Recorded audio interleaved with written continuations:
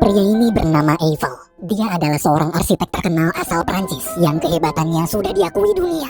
Hari itu terlihat Eiffel sedang menerima penghargaan dari Amerika karena telah berjasa membangun patung Liberty. Selesai acara, Eiffel meluangkan waktu makan di restoran bersama putrinya yang bernama Claire. Di tengah obrolan, asisten Eiffel bernama Jan datang lalu melaporkan perkembangan terbaru proyek yang sedang mereka kerjakan. Melihat sang ayah sibuk, Claire pun pamit pulang. Setelah makan, Eiffel lanjut kerja. Ketika baru sampai kantor, tiba-tiba ada seorang pria menjual suatu model menara besi hasil karyanya ke Eiffel. Tapi karena tak tertarik, Eiffel langsung masuk ruangan. Di dalam, Jan memberitahu kalau warga setempat memprotes proyek pembangunan jembatan mereka. Jika dibiarkan terus, maka izin proyek bisa dicabut. Mendengar masalah itu, Eiffel dapat ide. Ia meminta Jan mengatur janji untuk bertemu jurnalis kenalannya yang bernama Anton. Karena Anton punya banyak relasi, Eiffel yakin dia pasti bisa membantu melobi pemerintah. Malamnya, Eiffel bertemu Anton di bar. Sambil berpesta bersama, Eiffel menceritakan masalah proyeknya dan minta bantuan untuk melobi pemerintah. Nggak usah khawatir, kalau proyek jembatannya berjalan lancar, Anton akan dapat bagian. Mendengar itu, dengan santai Anton pun bersedia membantu. Esok hari di rumah, Eiffel bersiap-siap menghadiri pertemuan yang sudah Anton atur. Eiffel ini duda anak 5, 4 anak cowok dan 1 cewek yaitu si Claire. Setelah siap, Eiffel pun berangkat. Sesampainya di rumah Pak Menteri, Eiffel berkenalan dengan para pejabat. Namun waktu melihat istri Anton yang bernama Adrien, ekspresi Eiffel langsung berubah. Ternyata wanita itu adalah mantan kekasihnya. Selama makan-makan, Eiffel terus memandangi Adrien. Di tengah acara, Pak Menteri bilang kalau dia berencana mengadakan kompetisi untuk pembangunan monumen Prancis. Nantinya semua arsitek di seluruh penjuru Prancis akan berlomba-lomba membuat desain terbaik mereka. Pak Menteri berharap Eiffel juga mau ikut memberikan ide briliannya seperti saat membangun monumen patung Liberty di Amerika. Mendengar ajakan Pak Menteri, awalnya Eiffel hanya terdiam. Tapi waktu menatap wajah Adrien, seketika dia dapat ide. Bagaimana jika monumen kebanggaan Prancis itu dibangun di tengah-tengah kota Paris? Eiffel yakin daya tariknya nanti bisa membuat banyak turis berdatangan. Mendengar ide itu, Pak Menteri setuju. Selesai makan, Eiffel, Anton, dan Adrien pulang. Waktu Anton sedang ke mobil, Adrien mencoba mendekati Eiffel kemudian menanyakan kabar. Namun Eiffel terlihat dingin, bahkan tak mau menatap mata Adrien. Sebelum berpisah, Eiffel berkata, semoga mereka berdua tak pernah bertemu lagi. Adrien pun sedih, lalu pulang bersama suaminya. Paginya saat baru sampai kantor, Jan kaget melihat Eiffel menginap di kantor semalaman. Dengan kondisi berantakan, Eiffel bilang kalau dia akan membangun menara besi setinggi 300 meter dan menyuruh Jan membeli desain menara besi yang pria kemarin tawarkan. Jan di situ bengong, nggak ada angin, nggak ada hujan, kenapa tiba-tiba mau bikin menara? Tapi karena keputusan Eiffel sudah bulat, Jan cuma bisa menurut. Sepulang kerja, Eiffel yang masih penasaran memutuskan pergi ke rumah Adrien. Pas Adrien muncul, Eiffel langsung ngumpet. Waktu mau kabur, di jalan dia nggak sengaja ketemu Anton. Tanpa curiga sedikit pun, Anton mengajaknya mampir. Di rumah Anton, ketika sedang berkeliling, diam-diam Eiffel menyelinap masuk ke kamar Adrien. Di dalam, saat melihat barang-barang Adrien, seketika Eiffel teringat kenangan-kenangan indah waktu pertama kali bertemu sang mantan. Hari itu, Eiffel sedang pergi ke rumah investor untuk meminta tambahan dana proyek. Namun karena sudah jam makan siang, sebelum membahas proyek, si investor mengajak Eiffel makan bersama terlebih dahulu. Saat sedang makan, semua orang tertawa mendengar cerita Eiffel. Di sana ada Adrien yang juga ikut makan. Ternyata dia adalah putrinya si investor. Melihat kecantikan Adrien, Eiffel langsung jatuh hati pada pandangan pertama. Waktu mau pulang, Adrien mengantarkan ke pintu depan. Karena kesenangan, Eiffel tak bisa menahan senyumnya. Ketika sedang asik mengenang masa lalu, mendadak Anton masuk menegur. Dengan panik, Eiffel bilang kalau tadi dia cuma kesasar. Setelah kembali ke kantor, hati Eiffel masih terus berbunga-bunga, seakan seperti sedang jatuh cinta untuk kedua kalinya. Dan dia jadi makin semangat mengerjakan proyek menaranya.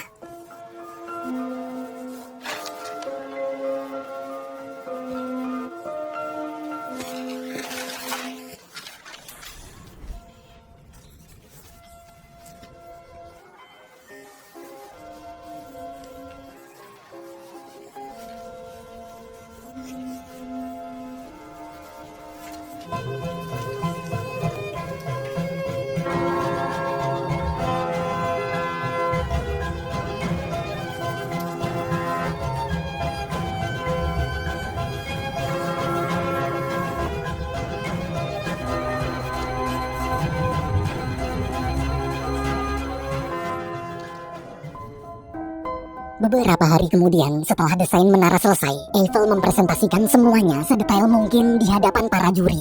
Ia juga mengajak juri ke suatu ruangan khusus untuk menunjukkan kalau menara ciptaannya nanti tahan cuaca ekstrim.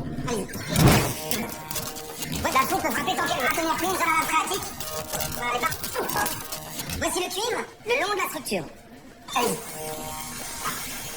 A été pensé pour que la tour est quasiment haute. La conception métallique ajourée passe de 350 km/h. Notez au passage que pour produire la force du vent. Selesai presentasi, juri bertanya bagaimana cara Eiffel menggabungkan 4 pondasi terpisah setinggi 60 meter. Dengan percaya diri, Eiffel pun memberitahu teknologi baru ciptaannya. Le pilier cinquième. Les poutres peuvent alors s'aligner pour régler comme ça l'horizontale et la verticale pour remonter le pilier. Si la création du premier étage. Setelah melalui proses penilaian selama berminggu-minggu, akhirnya tibalah di hari penentuan. Di acara itu, para peserta memamerkan hasil karya mereka. Anton juga datang bersama Adrien untuk mendukung Eiffel. Ketika semua sedang berkumpul menunggu hasil keputusan, diam-diam Adrien mendekat dan menggandeng tangan Eiffel. Tak lama kemudian, juri mengumumkan bahwa Eiffel terpilih menjadi pemenang kontes. Seluruh tamu yang hadir pun bertepuk tangan memberi selamat. Namun dari kejauhan, Anton tak sengaja memergoki Adrien dan Eiffel.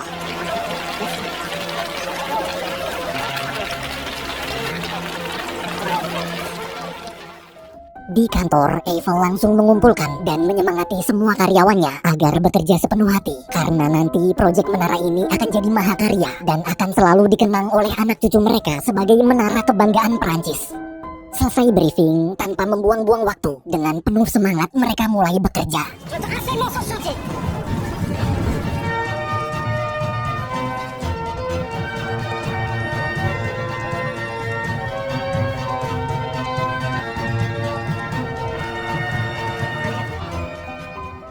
Satu minggu kemudian, Eiffel diundang ke suatu acara pesta para pejabat. Di pesta itu, Anton dan Adrien juga datang. Di tengah acara, Eiffel memberanikan diri mengajak Adrien berdansa. Waktu dansa, Eiffel bilang kalau dia kangen banget dan mengajak Adrien ketemuan di hotel tempatnya menginap. Sayangnya, Adrien menolak. Meski dia juga kangen, tapi sekarang dia sudah punya suami. Adrien yang dilema pun pergi meninggalkan Eiffel. Hari demi hari berlalu, proyek menara Eiffel dapat banyak keluhan dari warga yang menganggap menara tinggi itu berbahaya karena jika sampai roboh maka bisa menimpa banyak orang. Saat wali kota datang memeriksa, Eiffel berusaha meyakinkan kalau semuanya berjalan lancar, nggak bakal ada masalah. Pas lagi ngobrol, wali kota panik kenapa air tanah tiba-tiba naik. Dengan sigap, Eiffel segera membuka pipa udara untuk menekan airnya.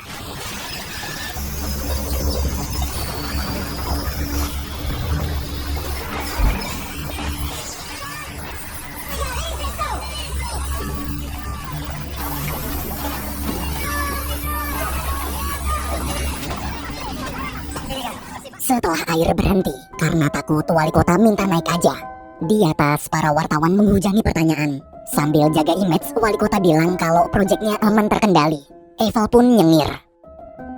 Keesokan harinya, protes memuncak. Warga demo menuntut proyek dihentikan. Eiffel juga menerima banyak sekali surat hujatan. Karena ketakutan, pekerja proyek bahkan sampai tak berani bekerja. Mendengar itu, Eiffel lalu bersiap-siap pergi sambil menyuruh Jan mengulur waktu sampai pondasi menara selesai. Dia yakin mereka pasti bisa melewati masalah ini.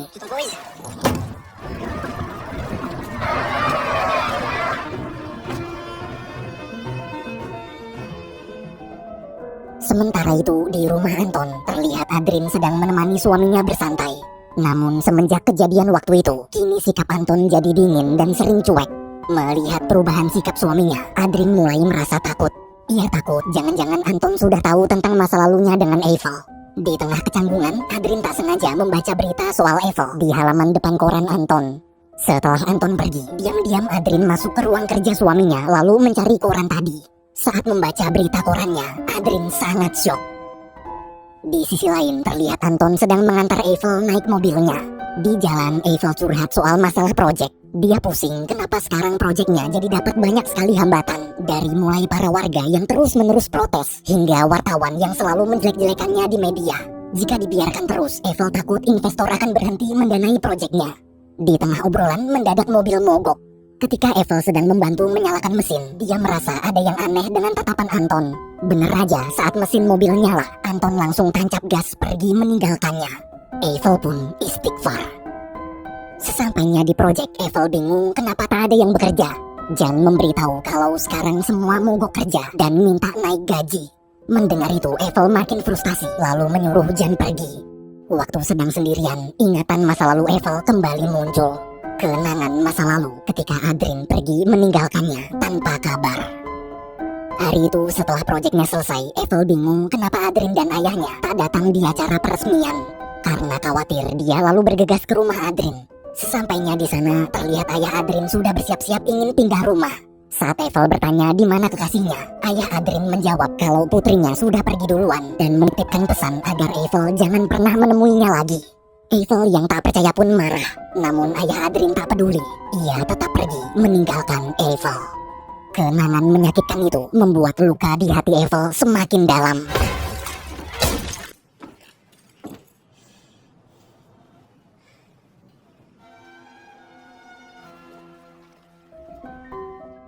Sore hari, tanpa sepengetahuan Anton, Adrien pergi ke hotel tempat Eiffel menginap.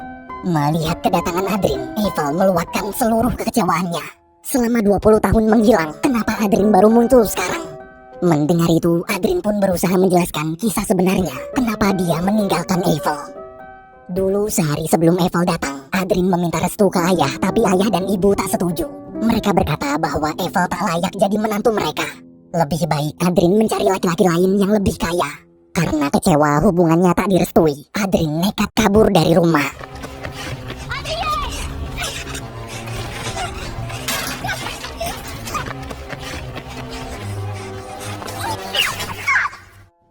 Semenjak kejadian itu, Adrien dibawa ke rumah sakit dan diasingkan ke hotel lain agar tak bisa menemui Eiffel lagi. Mendengar cerita barusan, Eiffel merasa bersalah. Sambil menangis, dia memeluk dan mencium mantan kekasihnya itu.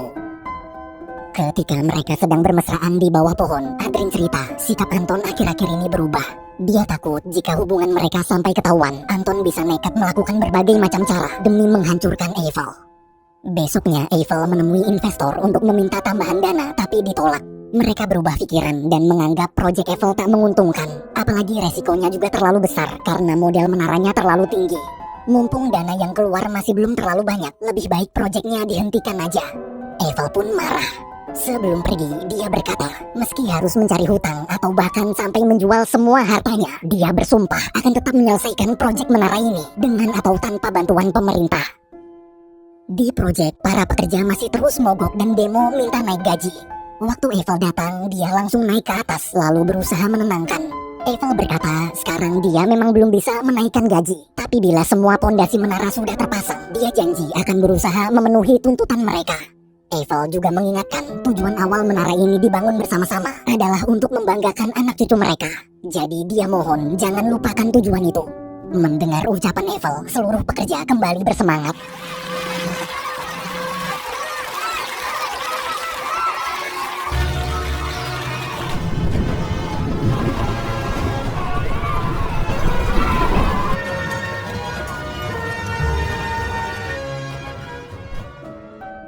Beberapa bulan kemudian, keempat pondasi telah selesai dibangun dan sekarang saatnya menggabungkan semua pondasi jadi satu. Hari itu, suasana terasa sangat menegangkan. Ketika paku pertama ingin dipasang, ternyata posisinya terlalu tinggi 3 cm. Dengan pengeras suara, Eiffel memerintahkan orang di bawah untuk menurunkan ketinggian. Namun waktu ingin dicoba lagi, ternyata sekarang malah terlalu rendah 16 mm. Eiffel pun menyuruh menaikkan sedikit lalu coba lagi. Setelah beberapa kali mengatur ketinggian, akhirnya posisinya pas.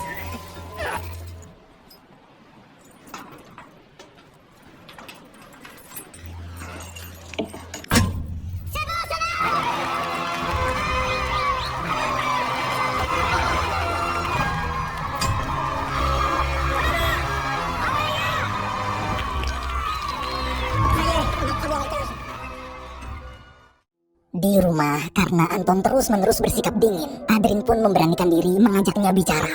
Sambil menatap tajam, Anton menyuruh istrinya jujur. Apa Adrien selingkuh dengan Eiffel? Melihat tatapan Anton, Adrien gemetar ketakutan. Ia berusaha berbohong dan bilang kalau selama ini Eiffel lah yang mengejar-ngejar dia terus.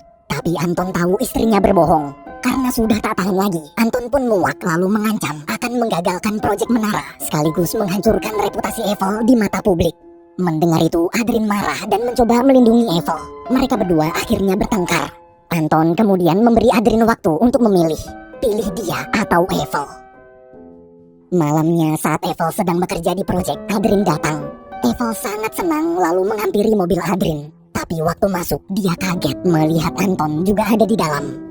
Di tengah kecanggungan, Anton memberitahu bahwa rasa cintanya pada Adrien begitu besar.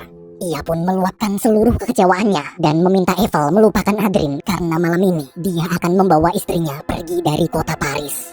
Setelah Anton selesai bicara, Adrien menjelaskan kalau semua ini adalah keputusannya sendiri, bukan keputusan Anton atau Eiffel. Jadi demi kebaikan Eiffel, lebih baik mereka berdua tak pernah bertemu lagi. Mendengar kalimat menyakitkan dari mulut wanita yang dia cintai itu, Eiffel hanya bisa terdiam menatap Adrien dan menahan tangis. Meski hatinya patah untuk kedua kalinya, dia tetap berusaha tersenyum. Selesai bicara, Adrien pergi meninggalkan Eiffel. Keesokan paginya, Eiffel memerintahkan Jan untuk mengganti seluruh baut menara. Gantilah jadi paku baja. Dengan begitu, tak akan ada yang bisa menurunkan menara ini selamanya.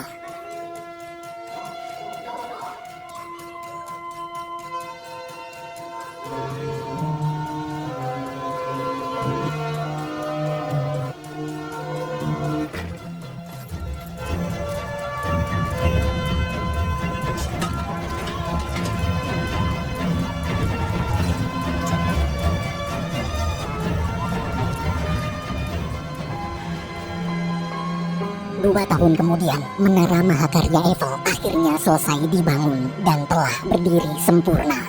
Di hari peresmiannya, para pejabat serta masyarakat kota Paris berbondong-bondong hadir menyaksikan momen bersejarah itu. Kini semua protes dan hujatan telah berubah menjadi tepuk tangan keberhasilan. Di tengah kemeriahan, dari kejauhan Adrien datang. Adrien hanya bisa menangis terharu. Meski kisah cinta mereka harus terpisah oleh takdir, namun dia tetap bahagia melihat Eiffel berhasil mewujudkan mimpinya.